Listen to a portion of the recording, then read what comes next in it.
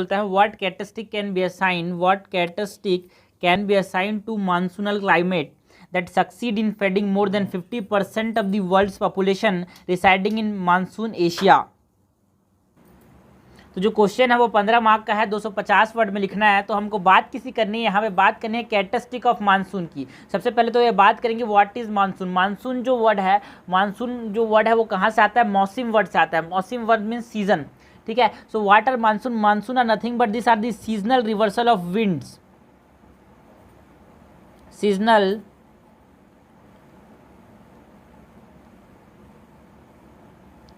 Reversal of winds. Okay, इस seasonal reversal of wind से क्या होता है, ये क्यों होता है ये बात करते हैं। Seasonal reversal of wind it is called as monsoon, ठीक है। तो सीजनल रिवर्सल ऑफ विंड होता क्यों? Because of the shifting of the pressure belt. It is because of the shifting of pressure belts. Okay, so it is the main characteristic of monsoon. Okay, उसके बाद हमको बात करनी है कि monsoon में कैसे 3 से 4 महीने में ज़्यादातर बारिश होती है।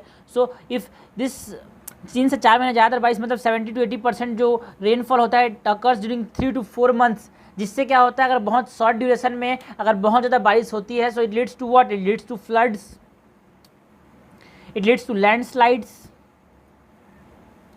एंड मैनी अदर डिजास्टर्स, ठीक है। सो हमको यहाँ पे बात किसकी करनी पड़ेगी? यहाँ पे बात करनी की जो डिफरेंट स्टेजेस हैं मानसून के, जो कि कैरेक्टरिस्टिक है मानसून के, उसकी बात करेंगे।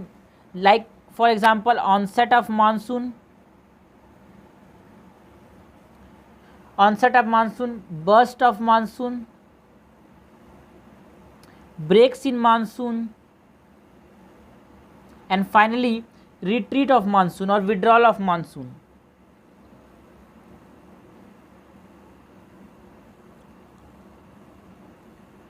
ओके, तो यहाँ पे हम मेंशन करेंगे कि कैसे जो इनिशियल जो एडवांसिंग मानसून है वहाँ पे जो कोरामंडल कोस्ट है that is the coast around Chennai, यहाँ पे बारिश नहीं होती है। Receive rainfall during the retreating monsoon, ये सब की बात करनी पड़ेगी। और हम ये बताएंगे कि कैसे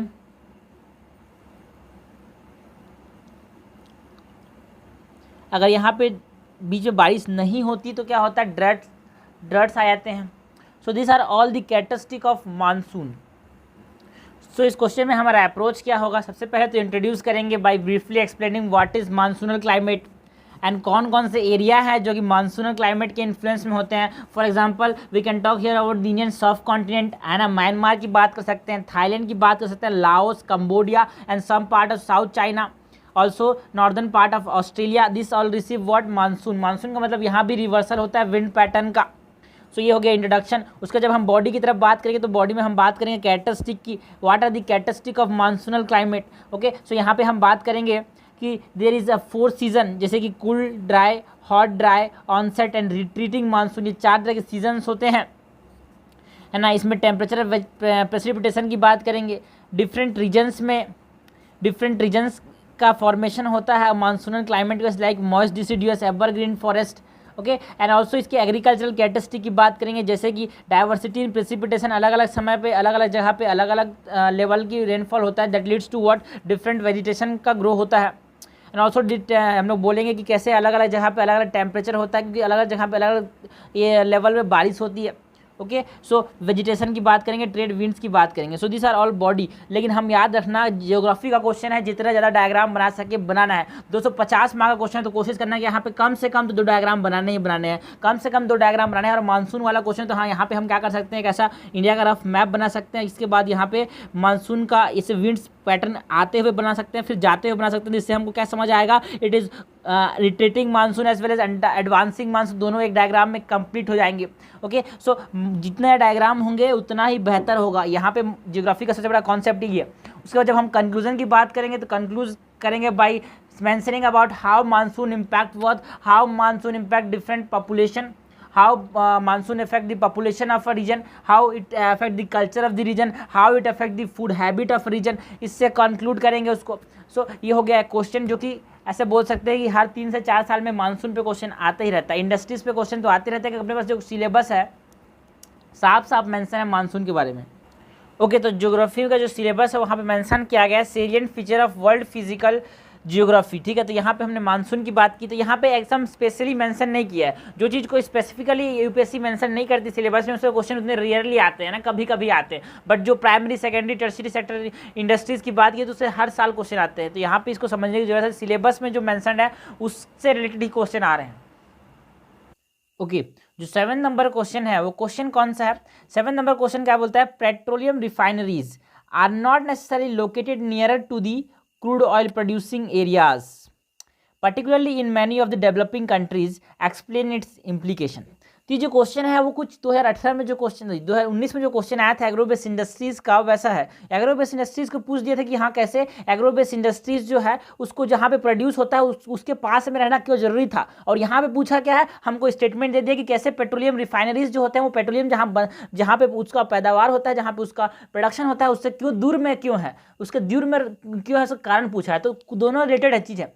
इसका कारण ये है क्योंकि जो एग्रो बेस्ड इंडस्ट्रीज है they are the weight losing industries, ठीक है। जैसे कि जो अपने गन्ना होता है, गन्ना को जब हम ट्रक में डाल के ले जाते हैं, उसके बाद हम उसको मिल में डालते हैं, उसके बाद वो शुगर हो जाता है, छोटे दानों में से बोरी में कहीं भेज सकते हैं। लेकिन ऐसा नहीं है पेट्रोलियम में, this is not a weight losing industries. तो यहाँ पे इसके दूर रखने का कारण क्या है? पहले तो बात करते हैं कि सबसे पहले तो हम बात करेंगे कि यहाँ कैसे एग्जाम्पल देंगे कि कहाँ कहाँ पे ये लोकेटेड है, ठीक है, इन इंडिया, है ना। इसको हम लोग एग्जाम्पल के साथ देंगे, जैसे कि हमारे पास इंडिया के अंदर प्रोड्यूस होता है दूसरे जगह में, ठीक है, लेकिन इंडिया के अंदर रिफाइनरीज कहाँ प्रेजेंट है? मथुरा के अंदर। रिफाइनरीज कहाँ प्रेजेंट है? पानीपत के अंदर। ओके, रिफाइनरीज कहाँ प्रेजेंट है? रत्नागिरी के अंदर। रिफाइनरीज कहाँ प्रेजेंट है? बरौनी के अंदर, हल्दिया, पारादीप। सो ये ऐसे प्लेसेस है जहाँ पे क्या है, जहाँ पे रिफाइनरीज हैं, किसके? पेट्रोलियम के, ठीक है। तो यहाँ पे हम इनको दूर रखने का कारण क्या है? पहला कारण तो ये है कि it is not a weight losing industries. दूसरा, क्योंकि डेवलपिंग कंट्रीज़ में सबसे ज़रूरत कहाँ होती है? ये जो the factors that are responsible for the establishment of the petroleum refineries, two factor, main factor कौन कौन से? मार्केट अवेलेबल है कि नहीं, और दूसरा ट्रांसपोर्टेशन। यहाँ पे जो रिफाइनरीज हैं वो मथुरा, पानीपत में क्यों लोकेटेड है? क्योंकि यहाँ पे आसपास जो दिल्ली एनसीआर का रीजन है, it is a market for the petrol, okay, इसीलिए ये पहला हो गया। और दूसरा, हल्दिया पारादीप में क्यों है petroleum refineries? Because it provide an efficient way of transport, क्योंकि दिस आर पोर्ट सिटीज़, यहाँ पे पोर्ट्स हैं, तो इसको पाइपलाइन से भी ट्रांसपोर्ट कर सकते हैं, फिर टैंकर से भर के फिर शिप के थ्रू भी ट्रांसपोर्ट कर सकते हैं। सो दैट्स वाई हमने बोला ना petroleum refineries, okay, it is a industry, it is a market driven industry, ठीक है ना। जहाँ पे मार्केट होगा वहीं पे ये होंगे। So it is a market driven industry, ये हमको बताने की ज़रूरत है। और ये एग्जाम्पल के साथ देखेंगे कैसे डेवलपिंग कंट्रीज़ में, जैसे कि एग्जाम्पल देंगे लाइक इंडिया, सो इसको वैलिडेट करेंगे विथ एग्जाम्पल्स, ओके। इसके बाद हम बताएंगे व्हाट आर इट्स इम्प्लीकेशन, है ना। इसका इम्प्लीकेशन क्या है कि हाँ पेट्रोलियम रिफाइनरीज को हम दूर रखते हैं, है ना, they are not located closer to the crude oil producing areas. तो इसका कारण क्या है? पहला तो उस एरिया में ना इसके इम्प्लीकेशंस क्या होंगे, जब उस दूर रहेंगे तो उसके उस एरिया में क्या होगा, है ना, उस एरिया में एंसिलरी इंडस्ट्रीज़ का डेवलपमेंट होगा। एंसिलरी मतलब छोटे छोटे इंडस्ट्रीज़ का डेवलपमेंट होगा, है ना। एफिशिएंट ट्रांसपोर्टेशन डेवलप होगा वहाँ पे, जहाँ पे क्रूड ऑयल रिफाइनरीज है वहाँ तक के लिए ट्रांसपोर्ट होना चाहिए, इसलिए वहाँ पे एफिशिएंट ट्रांसपोर्ट डेवलप होगा, जिससे वो चीप होगा। अगर चीप ट्रांसपोर्ट हुआ तो वहाँ पे और भी बहुत सारे इंडस्ट्री डेवलप करेंगे, पहला इंप्लीकेशन। और दूसरा, it will end up providing jobs for million people, ठीक है ना, उस एरिया में बहुत सारे जॉब्स प्रोवाइड करेंगे, एम्प्लॉयमेंट प्रोवाइड करेंगे।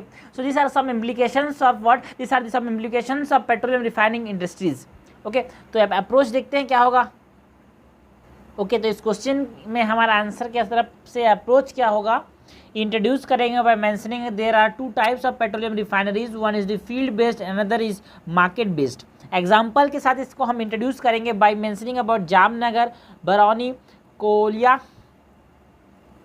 सॉरी। उसके बाद बॉडी में जब हम जाएंगे तो बॉडी में मेंशन करेंगे what are the reasons for refineries not being located near the crude oil producing areas. पहले तो क्या है, ये प्रॉफिटेबल नहीं होते, है ना, for export near ports, sorry, मतलब जो ये प्रॉफिटेबल होते हैं जब ये पोर्ट्स के पास लोकेटेड है, लेकिन जनरली पोर्ट्स के पास अपने पास क्रूड ऑयल प्रोड्यूस होता नहीं है। सो इसलिए क्या है, यहाँ पे ये दूर होते हैं, किससे? They are not located close to the crude oil producing areas, पहला। और दूसरा it is not a weight losing industries like the agro based industries, जहाँ पे वेट लूजिंग होता है इसीलिए वहाँ पे क्या होते हैं वो सोर्स के पास में होते हैं, बट ये वेट लूजिंग नहीं होते इसीलिए ये कहाँ नहीं होते, ये सोर्स के पास नहीं होते। दूसरा सिक्योरिटी इशूज होता है, ये जनरली यहाँ पे ये कहाँ पे एस्टेब्लाइज किए जाते हैं, पेट्रोलियम रिफाइनरीज इंडस्ट्री, तो वहाँ पे जहाँ पे अनइनहेबिटेड रीजन है, जहाँ पे लोग रहते नहीं है ना, तो this are the reasons for refineries not located near the crude oil producing areas. उसके बाद जब हम बात करेंगे what are the implications of it, तो हम बात करेंगे जहाँ पे ये प्रेजेंट होते हैं वहाँ पे आसपास रीजन में इंडस्ट्रियलाइजेशन चालू हो जाता है and it relates to employment generation, exports का फॉर एक्सपोर्ट कराता है, और जनरली क्या होता है एक बैलेंस रीजनल डेवलपमेंट, उसके साथ ऑप्टिमम कैपिटल यूटिलाइजेशन का यहाँ पे इस्तेमाल होता है। सो ये हो गया बॉडी।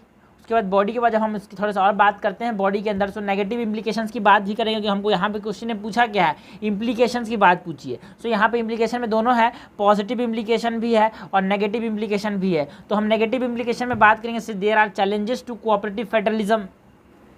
उसके बाद नेगेटिव इंप्लीकेशन में हम बात कर रहे थे चैलेंजेस की, ठीक है ना। चैलेंजेस में हम यहाँ पे ये बात कर सकते हैं कैसे सिविल वॉर के समय जो होते हैं ना, उसके फोर्स किसमें हम लोग क्या होते हैं, जो पेट्रोलियम रिफाइनरीज होते हैं उनको टारगेट किया जाता है, जैसे कि साउथ सूडान, जैसे कि अंडर डेवलप्ड कंट्रीज़ में साउथ सूडान हो गया, इराक, सीरिया, इस सब में। सो यहाँ पे इसके इन्वायरमेंटल इम्पैक्ट्स भी होते हैं। So this are the negative implications of it.